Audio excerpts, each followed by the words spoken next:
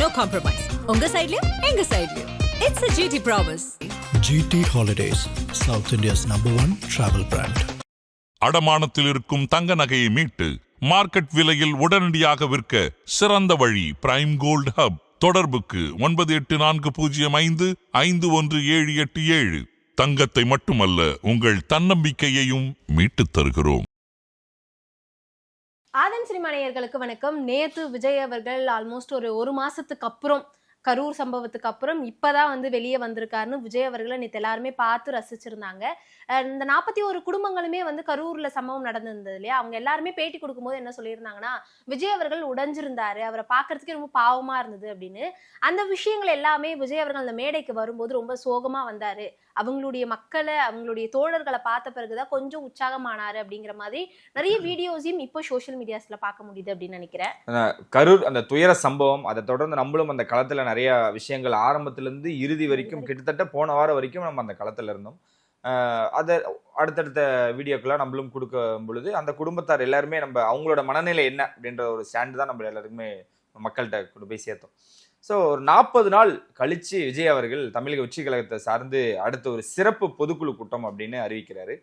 என்னவா இருக்க போகுது, அடுத்த பரப்புரை பிரச்சாரத்தை அனௌன்ஸ்மெண்ட் பண்ண போறாங்களா, இந்த மாதிரியான விஷயங்கள் நடக்க போகுது அப்படின்ற எதிர்பார்ப்போட தான் நம்மளும் அங்க களத்துக்கு போயிருந்தோம். ஸோ அங்க இந்த ரெஸ்ட்ரிக்ஷன் அப்படின்னு ஒரு விஷயங்கள் இருக்கு. இனி வர நாட்கள் எல்லாமே அதை பயங்கரமா ஃபாலோ பண்ண போறாங்க அப்படின்றத நேத்து நடந்த நிகழ்வு மூலம் நம்மளுக்கு தெரியுது. நேத்து என்ன சொல்லியிருந்தாங்கன்னா, அந்த அடையாள அட்டை அப்படின்ற விஷயங்கள், ஏன்னா அதுக்கு அனுமதிக்கு வழங்கப்பட்ட அந்த அட்டை இருந்தால் மட்டுமே, அனுமதி அட்டை இருந்தால் மட்டும்தான் உள்ள உங்களுக்கு அலௌட் இருக்கு, இல்லை அப்படின்னா தயவு செஞ்சு நீங்க தப்பா எடுத்துக்காதீங்கன்றது கிட்டத்தட்ட அதை தான் அவங்க சொல்ல வந்திருக்காங்க.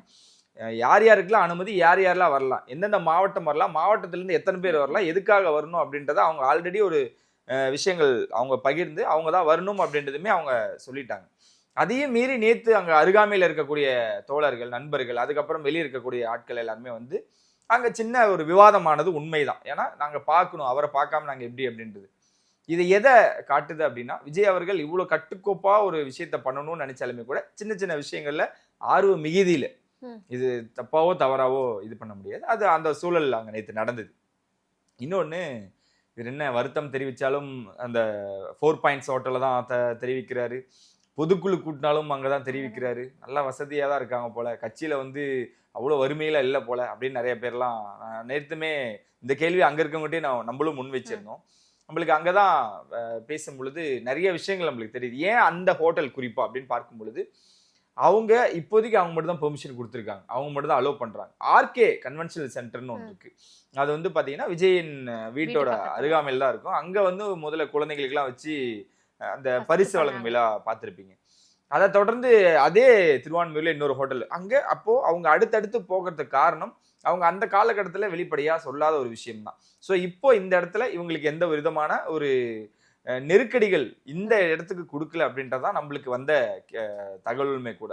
இங்க இருக்கவங்க, நீங்க இந்த டைம் எந்த டைமுக்கு வரீங்க, என்னென்ன விஷயங்கள் பண்ண போறீங்க, ஏது பண்ண போறீங்க தெளிவா சொல்லிருங்க, அதுக்கு உண்டான பாதுகாப்பு நாங்க கொடுக்குறோம் அப்படின்னு ஹோட்டல்காரங்க ரொம்ப ஒத்துழைப்பு கொடுக்குறாங்க. அதை எல்லாருமே விஜயோட பினாமி ஹோட்டல், விஜயோட இன்னும் ஸோ அதெல்லாம் வழக்கம் போல சொல்லுவாங்கல்ல, அதுதான். ஆனா விஜயோட சொந்தக்கார ஹோட்டலும் இல்லை, சொந்தமான ஹோட்டலும் இல்லை, அதுதான் நம்ம பார்க்கணும். இன்னொன்னு, அந்த பாதுகாப்பு வசதிகள்னு பேசியிருந்தோம்.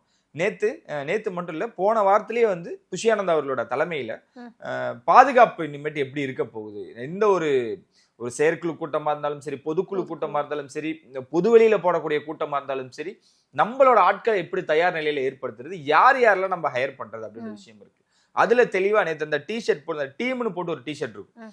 ஸோ அவங்க தான் நேத்து பாதுகாப்புக்கு இருந்தாங்க. அந்த நீங்க சொன்ன மாதிரி அந்த அட்டை இருக்குல்ல, அவங்க கிட்ட கொடுக்கப்பட்ட அந்த அனுமதி சீட்டு இருக்கா, நீங்க போலாமா இல்லையா, கார் பார்க்கிங் என்ன, கார் பாஸ் வச்சிருக்கீங்களா இல்லையான்றத நேத்து கொஞ்சம் எனக்கு தெரிஞ்சு அப்டேட் ஆயிட்டாங்க அப்படின்றது இதன் மூலியமா நம்மளுக்கு தெரியுது. அன்வான்டா யாரையுமே உள்ள அலோவ் பண்ணல. அசம்பாவிதம் நடக்கிற மாதிரி எதுவுமே இல்லை. பத்திரிகையாளருக்குமே தனியா ஒரு இடம் ஒதுக்கி இருந்தாங்க. ஸோ அவங்க மட்டும் தான் அலோவ் பண்ணணும். ஏன் வெளியே போறாங்க, எதுக்காக, எங்க போகணும், நீங்க ஏது பண்ணணும் அப்படின்றது முதற்கொண்டு அவங்க ரொம்ப அழகா அரேஞ்ச் பண்ணியிருந்தாங்க. நேத்து மேடையில பேசும்பொழுது நிகழ்வு தொடங்குது. எல்லாருக்குமே ஒரு பெரிய விஷயம் என்னன்னா, ஒரு 40 நாள் கழிச்சு பேசுறாரு. வழக்கம் போல புஷியானந்த் அவர்கள் பேசுவாங்க, ஆதவ் அவர்கள் பேசுவாங்க, தொடர்ந்து 2-3 நபர்கள் பேசுவாங்க, கடைசியா தலைவர் பேசுவாங்க அப்படின்ட்டு. ஆனா எல்லாருக்குமே ஒரு மிகப்பெரிய விஷயம் என்னன்னா அதிக பேத்துக்கு வாய்ப்புகள் கொடுத்திருந்தாங்க. அதுல ஒவ்வொரு அதுல பார்க்கும்போது ஈஸியா சரவணன் அவர்கள்லாம் நேத்து எனக்கு தெரிஞ்சு முதல் முறை மேடையில பேசுறாரு. இன்னும் நிறைய மாவட்டத்தை சேர்ந்தவங்க எல்லாம் பேசுறாங்க அப்படின்றப்போ நம்மளுக்கே ஒரு மாதிரி ஒரு அறிமுக நிகழ்வு மாதிரி எனக்கு தோணுச்சு. சரி, இருந்தாலும் அவங்களோட சார்ந்து கிட்டத்தட்ட எத்தனையோ ஒரு விஷயங்களை முன்னெடுத்து வச்சாங்க, இதெல்லாம் நாங்க வைக்க போறோம் அப்படின்றத. அது எல்லாமே பார்க்க ரொம்ப தெளிவா இருந்துச்சு. அவங்க வந்து அவங்க கொடுத்துதான் படிக்க வைக்கிறாங்க, பார்த்துதான் படிக்கிறாங்க, இதெல்லாம் பார்க்காம ஏன் படிக்கக்கூடாதுன்னு ஒரு பக்கம் இருந்தாலுமே கூட அவங்க வந்து அந்த எப்படி சொல்றது, அந்த ஒரு எக்ஸ்பீரியன்ஸ் இருக்குல்ல, அவங்களுக்கு வந்து அனுபவத்தை கொடுக்குறாங்க. மேடையில தலைவர் இருக்காருன்னு பாதி பேர், ஏன்னா எனக்கு தெரிஞ்சு அந்த கொடிய அறிமுக விழாலன்னு நினைக்கிறேன், ஒரு பெண்மணி பேசும் பொழுது சின்ன தடுமாற்றங்கள் ஏற்பட்டுச்சு. ஆனா இதுல நேற்று பேசுறவங்க எல்லாருமே இதுக்கு முன்னாடி ஸ்கிரிப்ட் கொடுத்துட்டாங்க அப்படி என்ன விமர்சனம்னா வைங்களேன், அத்தனை பேருக்கு முன்னாடி ஒரு தலைவருக்கு முன்னாடி அவங்க பேசுற ஒரு வாய்ப்பு கிடைக்கும் பொழுது அதை பயன்படுத்துறாங்கல்ல, அது ரொம்ப நல்லா இருந்தது. மற்ற ஆட்கள் எல்லாம் பேசும்பொழுது ஒன் பை ஒன்னா பேசுறாங்க. நீங்க சொன்ன மாதிரி விஜய் அவர்கள் ரொம்ப சோகத்துடனும் அந்த விஷயத்தோட தான் அந்த ஒரு மனநிலையோட தான் வராரு. அவரு யாருன்னு தெரியுங்க, மறந்துட்டேன். ஒரு மாவட்ட செயலாளர் ஒருத்தர் பேசும் பொழுது அவரு தான் நேற்று அந்த மேடையிலேயே ரொம்ப நேரம் எடுத்துக்கிட்டாரு. கிட்டத்தட்ட போட்டியா இருக்குன்னா அவருக்கும் ஆதவ அர்ஜுனாக்குன்னு தான் நினைக்கிறேன். ரொம்ப நேரம் எடுத்துக்கிட்டு அந்த அரங்கையே அந்த இருக்கக்கூடிய விஷயங்களை விஜய் அவர்களை வந்து அவ்வளோ புகழ்ந்து நிறைய விஷயங்கள் பேசினாரு. அந்த அரங்கை ரொம்ப எங்கேஜிங்கா வச்சுக்கிட்டாரு. அவரு நம்மளும் அவர்கிட்ட பேசியிருக்கோம். அப்போ விஜய் அவர்கள் அவர் ரொம்ப இறுக்கமான மனநிலையில இருந்தாலுமே கூட அவர் பேசும் பொழுது சிரிக்கிறாரு. அவருக்கு மனசை விட்டு சிரிச்சிட்டாரு. ஏன்னா அந்த மனுஷன் ரொம்ப சிரிப்பாருங்க, பார்க்கதான் ரொம்ப சைலண்ட். அவரே பார்க்க அவ்வளவு சிரிக்கிறாரு. அந்த மனுஷன்கிட்ட பேசும்பொழுது அதெல்லாம் ஸ்கிரிப்டே இல்லை. ஆனா அவர்கிட்ட சொல்லிட்டாங்க, அவருக்கு பேசக்கூடிய வாய்ப்பு இருக்கா இல்லையான்றது இறுதி நேரத்துல தான் தெரியும். ஏன்னா என்னென்ன நம்ம சொல்லணுமோ அதை மட்டும் தான் சொல்ல வரணும், அதிகமான வாய்ப்புகள் இல்லை அப்படின்ற பட்சத்துல அவருக்கு வந்து கடைசி நேரத்துல கொடுக்கப்படுது. அதை பயங்கரமா பேசுறாரு அப்படின்றப்போ விஜய் அவர்கள் சிரிக்கிறாங்க. ஓகே, அப்ப ஒரு மாதிரி நிலை வந்து நார்மலா திரும்புது. ஆதவ அர்ஜுன் அவர்கள் பேசும்பொழுதுலாம் ஒரு ஃபயர் தான். ஸோ அவர் வந்து அவர் பேசுறது அப்பாற்பட்டு, அரசியல் அப்பாற்பட்டு பேசும்பொழுதுலாம் விஷயங்கள்லாம் இருந்துச்சு. விஜய் அவர்கள் நேற்று என்ன பேசினாரு அப்படின்ற விஷயம் எனக்கு இந்த லியோ படம் தான் ஞாபகம் வந்துச்சு. லியோ படத்துல வந்து பார்த்திபன் இருப்பார்ல, அவரு தான் கண் முன்னாடி வந்துட்டு போனாரு. பசங்களாம் எடுத்து அனுப்பிட்டு இருக்காங்க, இதெல்லாம் பாருங்க, இதெல்லாம் பத்தி பேசுங்க அப்படிலாம் சொன்னாங்க. விஜய் அவர்கள் பேசும்போது ரொம்ப தெளிவா இருந்தது. வழக்கமா இருக்கக்கூடிய அந்த ஆக்ரோஷம் இல்லை அப்படின்னாலும் என்ன நம்ம ஸ்டாண்ட், என்ன விஷயங்கள் நடந்துச்சு, என்ன கோர்ட்ல வந்து என்ன சொன்னாங்க அப்படின்றத அவர் சொன்ன விஷயங்கள் இருக்குல்ல, அந்த வழக்கை பத்தியோ அதை பத்தியோ நம்ம இன்டெப்தா போகாம அவர் பேசின விஷயங்கள் ரொம்ப தெளிவா இருந்துச்சு. அந்த மனுஷன் இனி அந்த தெளிவுல என்ன தெரியுது அப்படின்னா, இனி வர நாட்கள் தமிழக வெற்றி கழகம் இப்படிதான் பயணிக்க போகுது. என்னோட நண்பிகள், என்னோட தொண்டர்கள் எல்லாரையும் நம்ம இப்படிதான் வந்து அணிவகுக்க போறோம் அப்படின்ற ஒரு விஷயம் இருக்குல்ல. ஸோ அதை தான் இனிமேட்டு அந்த தெளிவுல வெளிப்படையா தெரிஞ்சு அப்படின்ற ரொம்ப கம்மியா தான் பேசினாருங்க. நம்ம ஒரு 20 நிமிஷமாவது பேசியிருக்கணும், இன்னும் ரொம்ப ஆக்ரோஷமா பேசியிருக்கோம் நிறைய பேர். ரொம்ப அவருக்கு இப்போதைக்கு ஆக்ரோஷம்லாம் இல்லை, ஆக்கப்பூர்வமான விஷயங்கள் பண்ணலான்னு அவர் தெளிவாயிட்டாரு. இன்னொரு விஷயம், இனி என்ன ஸ்டெப் எடுத்து வச்சா எப்படி இருக்க போகுது, இன்னொருலாம் சொல்லும் பொழுது டேய் இது என்னடா உங்களோட ஆலோசனை கூட்டம்னு சொல்லிட்டு ஒருத்தர் பத்தி திட்டத்துக்காகவே ஒரு கூட்டத்தை கூட்டிருக்கீங்க அப்படின்னாங்க. அது அவங்கள்ட்ட இருக்கக்கூடிய அந்த ஆதங்கத்தை நேற்று வெளிப்படுத்திருக்காங்க அப்படின்னு எடுத்துக்கலாம். நேத்து நீங்க மேடையை பத்தி பேசிட்டு இருந்தீங்க இல்லையா, அப்ப எனக்கு ஒரு விஷயம் ஞாபகம் வந்தது. என்னன்னா, அந்த கரூருடைய பொதுச் செயலாளர் இருக்கார் இல்லையா, அவர் மேடைக்கு வந்த உடனே கொஞ்சம் கலக்கத்தோட அவர் வர்ற மாதிரி இருந்திருக்கும்.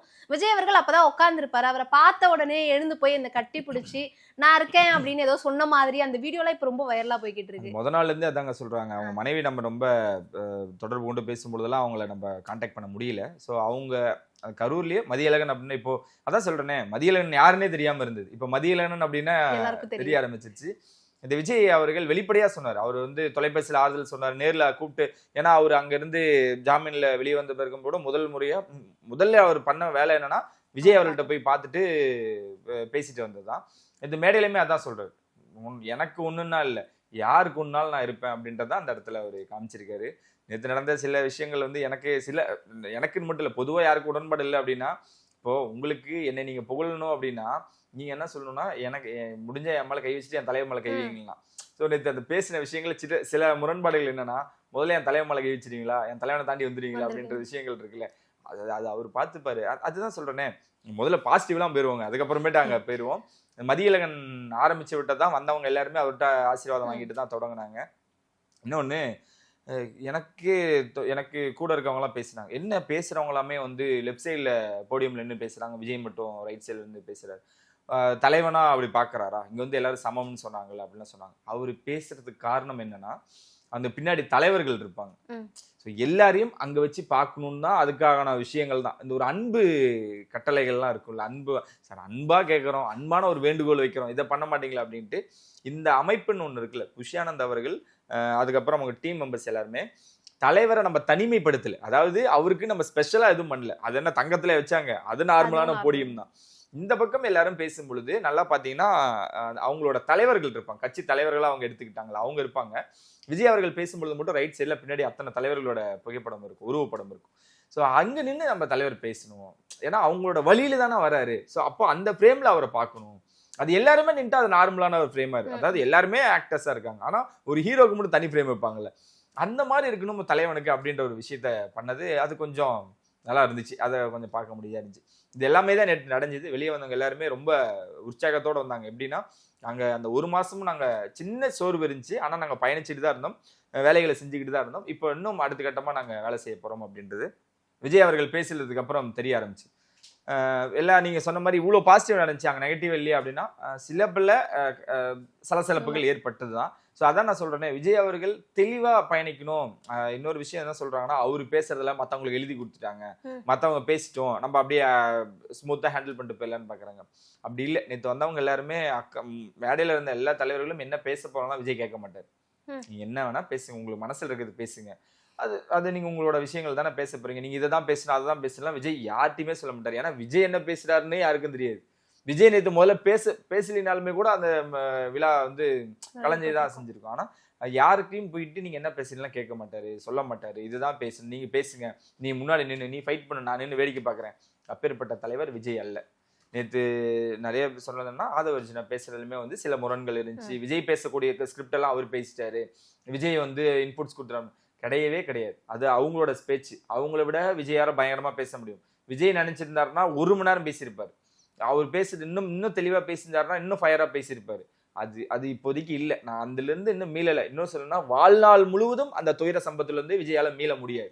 உடனே எப்படி அதுல இருந்து வரும்? அதனால பேசுறத தெளிவா பேசுவோம். மற்றவங்க பேசியிருக்காங்களா, அதுல அவருக்குமே சில கருத்துக்கள் வந்து உடன்பாடு இருக்காது. நைட்டுமே போய் டிஸ்கஸ் பண்ணுவாங்க ஒரு விஷயம் பேசுறதுக்கு அப்புறம். இப்போ நான் என்ன பேசுனேன்னு நான் சொன்னதுக்கு அப்புறம் தானே உங்களுக்கு தெரியும். அந்த மாதிரி அந்த விழால தான் அவருக்குமே தெரிஞ்சிருக்கும். எதுக்குமே ரியாக்ட் பண்ண மாட்டாரு, இப்படியே உட்காந்துருப்பாரு, எல்லாம் அப்சர்வ் பண்ணுவாருங்க.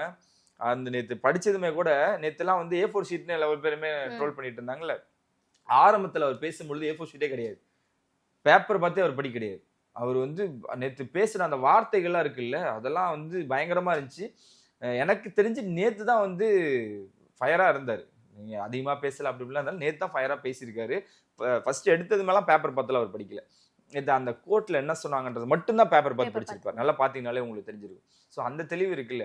அதனால நேற்று மேடையில் பேசினவங்களோட விஷயங்களை அப்சர்வ் பண்ணி இனி இதை தவிருங்க, இதை வச்சுக்கோங்க, இந்த மாதிரி இன்புட்ஸ் கொடுப்பார். ஏன்னா ஒரு தலைவரை அதை கூட சொல்லலைன்னா எப்படி? ஸோ அதுதான் நேற்று நடந்துச்சு. அது என்னடா உங்க மேல வந்து அம்பை என்கிட்ட திருப்பி விடுறீங்களா அப்படின்ற மாதிரி காமெடிக்கு எடுத்துக்கிட்டாலுமே கூட விஜய் பொறுத்த வரைக்கும் அப்படிதான். என்னன்னாலும் காக்கைக்கு தன் குஞ்சு பொன் குஞ்சுன்ற மாதிரி நீங்க எல்லாம் என்னோட இருக்கீங்க, என்னோட செயல்படுறீங்க, என்னோட இயங்குறீங்க, அதனால நான் பாத்துக்கிறேன். நேற்று நடந்து நிறைய சஜஷன்ஸை சொல்லியிருக்காரு. வெளியே நடந்த சலசலப்பும் விஜய் கேட்டிருக்காரு. ஸோ இனி இப்படிலாம் நடக்காம இருக்கணும், இன்னும் அடுத்த கட்டத்துக்கு போகணும் அப்படின்ற ஒரு விஷயம் தான். நீங்க எல்லாருமே பார்த்தது என்னன்னா ஆடம்பரமான ஒரு கூட்டமா தான் நினைச்சு கிடையாது. வெளியே சொன்னவர் ஒருத்தர் தான், நாங்க என்னைக்கு அப்படி வருவோம், நாங்க அவரோட 30 வருஷமா பயணிக்கிறோம், எங்களுக்கு இந்த மாதிரி ஹோட்டல் வந்து காட்டணும்னு அவருக்கு விருப்பம் இல்லையா, என் தலைவன் ஒரு விஷயம் பண்றான் அப்படின்னா அது நல்லதா இருக்கும். இன்னொன்று பாதுகாப்புக்காக மட்டுமே இவ்வளோ ரெஸ்ட்ரிக்ஷன். இனி வர நாட்கள்ல அதுவும் மாறும். இனிமேட்டு அந்த நீங்க சொன்ன அந்த நட்சத்திர விடுதி இது மாதிரியான விஷயங்கள்லாம் இல்லாம தவிர்த்து அதை தாண்டி நிறைய விஷயங்கள் மாற்றங்கள் மிகப்பெரிய விஷயமா மாற்றம் ஏற்பட போகுது. நேத்து பொதுக்குழு கூட்டம் ரொம்பவே சிறப்பா நடந்திருந்தது. 40 நாளுக்கு அப்புறம் விஜய் அவர்கள் நம்ம பார்த்திருந்தோம். ஆல்மோஸ்ட் அந்த கரூர் சம்பவம் மட்டும் நடக்காம இருந்ததுன்னா கடந்த 1 மாதங்களாகவே விஜய் அவர்கள் தொடர்ந்து சுற்றுப்பயணம் போயிருப்பாரு அப்படிங்கிறதுல எந்த ஒரு சந்தேகமே இல்லை. அடுத்தது விஜய் அவர்கள் எந்த இடத்துக்கு ரோட் ஷோ போவாரு, என்ன பண்ணுவாரு, அவருடைய அடுத்த கட்ட நகர்வு என்னவா இருக்கும் நிறைய பேருடைய கேள்வியா இருக்குல்ல. நேத்து என்னென்னமோ பேசினாங்களா, இதை பேசாம விட்டாங்கடா அப்படின்னு எனக்கு ரொம்ப குறுகிய காலம் இருக்கு. குறுகிய காலம் தாண்டி இன்னும் நிறைய இடங்களுக்கு போக வேண்டியதா இருக்கு. ஆல்ரெடி ஒரு அரியலூர் மிஸ் ஆனதே வந்து அவங்க ரொம்ப ஆக்ரோஷமா நிறைய பேர் சொல்லுவாங்க, கரெக்டான டைமுக்கு வந்திருந்தா என்ன நடந்திருக்கும் தெரியுமா, அந்த மாதிரி அதையும் முடிச்சிருக்கலாம் அப்படின்னாங்க. ஸோ இந்த கேப்ல என்ன பண்ண போறாங்க? கிட்டத்தட்ட 40 நாட்கள் விட்டுட்டாங்கல்ல. 40 நாட்கள்ல எத்தனையோ மாவட்டத்துக்கு போயிருக்கலாம். இனி என்ன பண்ண போறாங்க? கவலையப்படாங்க. இனிமேட்டு தான் வேகம் எடுக்க போறாங்க, விவேகத்தோட செயல்பட போறாங்க. நம்ம சொன்ன மாதிரி இன்னும் நான் கேள்விப்பட்டது என்னன்னா, நேத்து ஒருத்தர் என்கிட்ட பேசும்பொழுது இனிமேட்டு புதன்கிழமை தொடங்கியிருக்காரு, அப்படின்னா புதன்கிழமை தொடங்கிடுவார் அப்படின்னு. நீங்க எதிர்பார்க்கறத விட டபுள் மடங்கா வேலைகள் நடந்துகிட்டு இருக்கு. ஒவ்வொரு நாள் பயணிச்சுட்டு இருந்த அந்த கால அட்டவணை இனி மாறி இந்த வார இறுதிக்குள் உங்களுக்கு புது அட்டவணை வரப்போகுது. விஜய் அவர்கள் இனிமேல் இன்னும் பம்பரமா செயல்பட போறாரு. கூட இருக்கிற எல்லாருமே வந்து அவரு ஓப்பன் ஸ்டேட்மெண்ட்ல இருக்காரு. இந்த துயர சம்பவத்துக்கு அப்புறம் மக்கள் நம்ம மேல ஒரு நம்பிக்கை வச்சிருக்காங்க, இன்னும் நீங்க வேகப்படுத்துங்க அப்படின்றது முடிவு பண்ணிட்டாரு.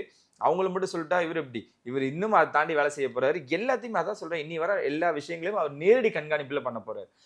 புஷியானந்த் அவர்களுக்கு ஒரு வேலை கொடுத்தாலும் சரி, ஆதவுக்கு ஒரு வேலை கொடுத்தாலும் சரி, எல்லாத்துக்கும் ஒவ்வொரு இன்சார்ஜா போட்டிருக்காருல, அதோட டெய்லி அப்டேட் என்ன நடந்துட்டு இருக்கு, ஏது நடந்துட்டு இருக்கு, அடுத்து என்ன பண்ண போறோம், எங்க நம்ம பரப்புரை பிரச்சாரத்தை பண்ண போறோம், எப்படி பண்ண போறோம், என்ன பாதுகாப்பு பண்ணிருக்கீங்க, யார்கிட்ட பெர்மிஷன் வாங்குறீங்க, எல்லாமே தெளிவுபடுத்துங்க அப்படின்றத ஒவ்வொன்றா உட்காந்து டீட்டெயில் பண்ணி அனலைஸ் பண்ணி வேலைகள் இறங்க போறாங்க. இனிதான் அவங்களோட வேகம் எடுக்க போகுது தமிழக வெற்றி கழகத்தோட செயல்பாடு.